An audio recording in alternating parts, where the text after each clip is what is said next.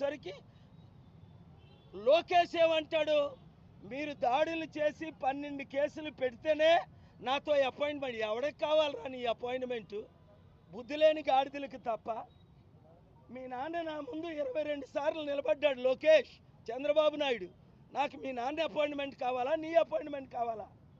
బుద్ధి లేనివాడు ఎవడో మీ జెండాలు మోస్తారు. కనుక ఈ వచ్చే ఎలక్షన్లో నేను విశాఖపట్నం ఎంపీగా పోటీ చేస్తున్నాను. ఆంధ్రప్రదేశ్లో మంచి ఎమ్మెల్యే క్యాండిడేట్లు. జనసేన ఎలాగా 25 సీట్లకి మేము కుక్కలమా దుమ్ములేస్తే ఆ కుక్కల్లాగే అమ్ముడుపోయారు.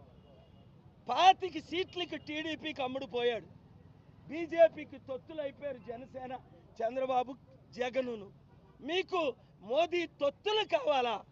మోదీ మనకి స్పెషల్ స్టేటస్ ఇవ్వలా, స్పెషల్ ప్యాకేజ్ ఇవ్వలా, స్మార్ట్ సిటీలు కట్టలే, క్యాపిటల్ సిటీ కట్టలే.